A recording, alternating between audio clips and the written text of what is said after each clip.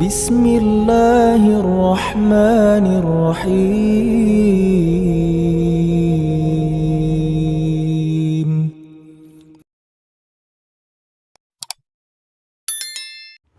Bismillahirrahmanirrahim. Assalamualaikum warahmatullahi wabarakatuh. Alhamdulillahirabbil alamin. Assalatu wassalamu ala asrofil anbiya'i wal mursalin sayyidina Muhammadin wa ala alihi wa sahbihi ajmain, amma ba'du. Sahabat beriman yang dirahmati Allah, senang sekali bisa berjumpa lagi di channel ini. Sholawat serta salam semoga tetap tercurah limpahkan kepada junjungan Nabi besar kita, Nabi Muhammad Sallallahu Alaihi Wasallam. Allahumma sholli ala Sayyidina Muhammad wa ala ali Sayyidina wa maulana Muhammad. Sahabat beriman yang dirahmati Allah, berbuat baik terhadap diri sendiri dan sesama makhluk menjadi perkara yang sangat-sangat dicintai oleh Allah Subhanahu wa taala. Hal inilah yang nantinya menjadi bekal di hari akhir untuk bisa mencapai surga abadi yang dijanjikan oleh Allah. Namun kurangnya pengetahuan dan iman membuat manusia justru tanpa sadar melakukan hal-hal yang sangat dibenci oleh Allah. Kosongnya ilmu dari dalam diri menyeret hanyut kepada perkara-perkara yang seharusnya senantiasa dihindari. Dan ada 10 hal yang sangat dibenci oleh Allah dan tidak seharusnya manusia terjerat di dalam perangkat tersebut. Beberapa perkara diantaranya ada yang disadari, namun ada perkara yang dianggap sebagai kesalahan kecil saja. Misalnya seperti sifat malas para pemuda, sifat tentara perang yang takut terhadap lawan, bahkan para ahli ibadah namun menyombongkan ketaatannya juga tidak luput dari kebencian Allah tersebut. Berikut ini adalah 10 hal yang sangat dibenci oleh Allah dan bisa menjadi pengetahuan bagi kita semua. Yang pertama, kikirnya orang-orang kaya. Kikir atau pelit merupakan penyakit hati yang timbul karena manusia terlalu cinta pada harta sehingga tidak mau untuk bersedekah. Hal ini merupakan perkara yang sangat dibenci oleh Allah, terlebih jika dilakukan oleh orang kaya. Harta yang dimilikinya seharusnya dimanfaatkan di jalan Allah atau disedekahkan, bukan justru disimpan dan enggan membantu sesama manusia yang saling membutuhkan. Allah memperingatkan umat manusia agar tidak kikir terhadap harta yang telah Ia berikan. Allah juga memberikan ancaman bagi manusia yang kikir dan bakhil terhadap harta yang mereka miliki. Seperti dalam surat Al-Imran ayat 180. Sekali-kali janganlah orang-orang yang bakhil dengan harta yang Allah berikan kepada mereka dari karunia-Nya menyangka bahwa kebakilan itu baik bagi mereka. Sebenarnya kebakilan itu adalah buruk bagi mereka. Harta yang mereka bakilkan itu akan dikalungkan kelak di lehernya di hari kiamat. Dan kepunyaan Allah lah segala warisan yang ada di langit dan di bumi. Dan Allah mengetahui apa yang kamu kerjakan. Surat Al-Imran 180. Maka setelah Allah memberikan kepada mereka sebagian dari karunia-Nya, mereka kikir dengan karunia itu, dan Ia berpaling dan mereka memanglah orang-orang yang selalu membelakanginya atau kebenaran. Surat At-Taubah 76. Yang kedua, takaburnya orang-orang miskin. Takabur merupakan sikap sombong yang menganggap dirinya lebih dibandingkan dengan orang lain. Dalam kasus orang miskin yang memiliki sifat takabur memang menjadi sebuah penyakit yang sulit untuk dimengerti. Tidak bisa dipahami karena sifat ini bisa dimiliki dengan kondisi yang minim harta. Padahal orang kaya berharta saja yang memiliki kekayaan yang berlimpah tidak boleh menyombongkan diri kepada siapa saja, karena hanya Allah yang boleh memiliki sifat ini karena Dia memiliki segalanya. Sembahlah Allah dan janganlah kamu mempersekutukannya dengan suatu apapun. dan berbuat baiklah kepada kedua orang tuamu, karib, kerabat, anak-anak yatim, orang-orang miskin, tetangga yang dekat dan tetangga yang jauh, teman sejawat, ibnu sabil, dan hamba sebayamu. Sesungguhnya Allah tidak menyukai orang-orang yang sombong dan membangga-banggakan diri. Surat An-Nisa ayat 36. Yang ketiga, rakusnya para ulama terhadap dunia. Kebencian Allah Subhanahu wa Ta'ala juga tidak luput dari para ulama yang menjadi perantara dalam menyampaikan kebaikan, namun hanya kepada ulama yang rakus terhadap kehidupan dunia. Sahabat beriman yang dirahmati Allah, ulama sebagai penyeru akhlak dan moralitas hendaknya menyadari bahwa dirinya ditatap, disorot, dan diamati oleh sekian ribu mata yang senantiasa menanti perilaku lurusnya. Sebagai pewaris para nabi, sudah sepantasnya mereka tidak terlalu berpikir mewariskan dunia pada anak-anaknya. Namun yang dia pikirkan bagaimana mewariskan ilmu pada generasinya. Sifat rakus demi dunia ini menyebabkan seorang ulama akan jauh dari perburuan pada akhirat nanti. Para ulama yang mencintai semuanya yang bersifat dunia akan dipastikan kehilangan karisma dan martabat keulamaannya. Mereka biasa mendapat julukan sebagai ulama dunia atau ulama yang sangat baik. Celakalah bagi umatku dari ulama buruk yang menjadikan agama ini sebagai komoditas dan mereka jual pada para penguasa mereka di zamannya demi meraup keuntungan untuk diri mereka sendiri.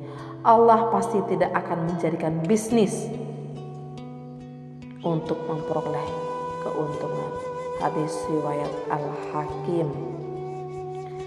Sahabat beriman yang dirahmati Allah, yang keempat, minimnya rasa malu para wanita.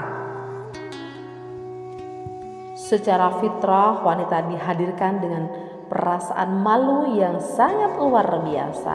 Hal ini akan tercermin dari cara mereka berbicara, memandang, serta kelembutan-kelembutan yang terefleksi dari perilaku mereka yang senantiasa berhiaskan rasa malu. Bagi mereka yang minim rasa malu, maka Allah Subhanahu wa Ta'ala akan membencinya. Misalnya, biasa saja menampakkan auratnya di hadapan pria yang bukan suaminya. Malu adalah mahkota seorang wanita, dan kehilangan rasa malu sama saja dengan kehilangan mahkotanya, dan Allah akan murka karena kemaksiatan. Yang kelima, orang yang sudah tua renta namun tetap mengejar dunia. Mungkin di antara kita pernah mendapatkan pengalaman memiliki kakek atau nenek yang sudah tua namun tetap mengejar dunia.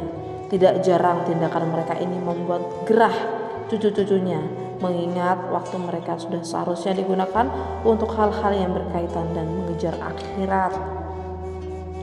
Orang tua renta seharusnya mempersiapkan segala hal untuk kematiannya. Orang tua yang masih senang dunia, mabuk di dalamnya, berebut kenikmatan yang hanya sementara, tentu saja sangat dibenci oleh Allah. Dan apakah mereka tidak sadar bahwa dunia akan segera ditinggalkannya? Lalu untuk apa dia masih berburu dunia dengan penuh tamak dan cinta yang sangat melampaui batas? Yang keenam, malasnya para pemuda. Pemuda yang malas juga akan mendapatkan kebencian dari Allah Subhanahu wa Ta'ala. Pada masa ini, pemuda diharuskan mengoptimalkan segala kemampuannya untuk bekerja mempersiapkan hari tua. Masa muda adalah masa gelora kehidupan mereka. Selain itu juga akan menjadi penentuan masa depan yang sesungguhnya. Kemalasan anak muda menjadi indikasi bahwa mereka akan hidup susah di hari tuanya. Maka malaslah pemuda adalah alamat awal dari suram dan buramnya masa depan mereka. Inilah mengapa Allah membenci anak muda yang memiliki sifat yang malas. Rasulullah menghimpun orang-orang mulia dalam 7 golongan, di antaranya adalah pemuda yang energik. Rasulullah SAW bersabda, 7 golongan orang yang akan mendapatkan naungan Allah pada hari di mana tidak ada naungan kecuali naungan Allah: pemimpin yang adil, pemuda yang tumbuh berkembang dalam beribadah kepada Allah, lelaki yang hatinya senantiasa terpaut ke masjid tak kala dia keluar darinya hingga dia balik kembali, wanita yang lelakinya saling mencintai karena Allah, dia berkumpul karenanya dan terpisah karenanya. Lelaki yang mengingat Allah sendirian, kemudian kedua matanya mengalirkan air mata. Lelaki yang dipanggil oleh seorang wanita yang memiliki kedudukan dan cantik, lalu dia berkata, sesungguhnya aku takut kepada Allah, Tuhan semesta alam. Seseorang yang bersedekah, lalu dia menyembunyikannya sampai-sampai tangan kirinya tidak tahu apa yang diinfakkan tangan kanannya. Hadis riwayat Malik, Tirmizi, Bukhari dan Muslim. Yang ketujuh, kejinya para penguasa. Pemimpin sebagaimana diisyaratkan hadis di atas juga seharusnya berbuat adil, bukan berlaku kejam agar mereka mendapatkan naungan Allah di hari kiamat. Keadilan mereka sangat ditunggu dan dirindu oleh rakyat karena harapan keadilan memang bertumpu pada penguasa. Keadilan itu dalam dambaan setiap orang, cita setiap insan, tak kalah seorang penguasa yang seharusnya adil berubah menjadi keji, maka kemurkaan Allah yang demikian pedih telah mengganggu mereka, karena Allah sangat-sangat tidak suka pada mereka yang berbuat zalim. Sahabat beriman yang dirahmati Allah, Allah berfirman, tempat kembali mereka ialah neraka, dan itulah seburuk-buruknya tempat tinggal untuk orang-orang yang zalim. Surat Al-Imran ayat 151. Yang kedelapan, pengecutnya para tentara perang. Jika Anda berniat menjadi tentara perang, maka Anda harus berani melawan siapa saja yang menjadi musuh. Biasanya mereka yang terpilih dalam perang merupakan manusia pilihan untuk membela agama dan tanah airnya. Jika jiwa prajurit adalah jiwa kesatria yang pantang menyerah pada musuh. Jika sikap ini luntur, maka kurang baik. Allah berfirman, hai orang-orang yang beriman, apabila kamu bertemu dengan orang-orang yang kafir yang sedang menyerangmu, maka janganlah kamu membelakangi mereka atau mundur. Yang kesembilan, ujubnya para syahid. Ujub adalah penyakit hati yang bisa menyerang siapa saja, tidak terkecuali pada syahid yang banyak menghindari dunia dan lebih dekat pada akhirat. Namun mereka akan menuai murka dari Allah jika dalam kesyahidan itu bergemuruh ujub. Rasulullah SAW, 3 perkara yang menghancurkan: kekikiran yang dituruti, hawa nafsu yang diikuti, dan ujub dengan pendapat sendiri. Hadis riwayat Bazzar dan At-Tabrani. Yang ke-10, riyaknya para ahli ibadah. Allah Subhanahu wa ta'ala juga membenci para ahli ibadah, namun riyak menyelimuti seluruh ritual ibadahnya. Mereka biasanya menginginkan pujian dari manusia, padahal riya itulah syirik kecil yang sangat diwanti-wanti oleh Rasulullah agar kita meninggalkannya. Maka jika kita menjadi orang kaya, dermawanlah kepada sesama.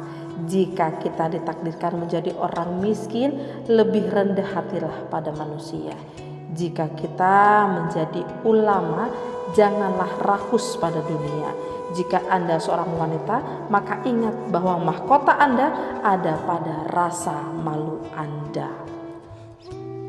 Jika kita lelah dan telah tua renta, maka segeralah rakus pada akhirat. Dan jika masih muda, semangatlah bekerja untuk mengisi amanah khilafah di dunia yang Allah bebankan kepada Anda. Demikian yang dapat kami sampaikan, semoga bermanfaat. Akhirul kalam, wassalamualaikum warahmatullahi wabarakatuh.